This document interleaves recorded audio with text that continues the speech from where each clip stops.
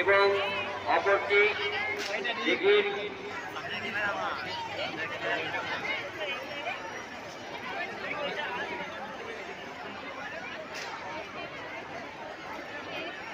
পশ্চিম দিকে পশ্চিম পাড়া যাবার রাস্তার ধারে সেখানে আপনারা সাইকেল মোটরসাইকেল বা আপনাদের যানবাহন জমা করে শান্তিতে গাজন দেখুন, নিজেরা শান্তিতে গাজন দেখুন, অপরকে দেখার সুযোগ করে দিন।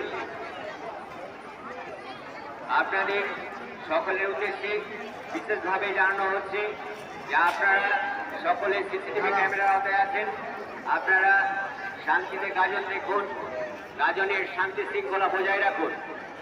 মন্দির চত্বরের চারপাশে কেউ সাইকেল বা মোটর সাইকেল নিয়ে এবং আইসক্রিমের ঠেলা নিয়ে প্রবেশ করবেন না।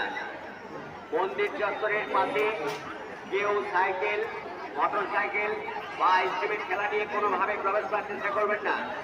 যারা সাইকেল মোটর সাইকেল নিয়ে ঢুকছেন তারা বাবার মন্দিরের পিছনের যে রাস্তাটি সেটি ছেড়ে একটু অন্য রাস্তা দিয়ে ঘুরে যান।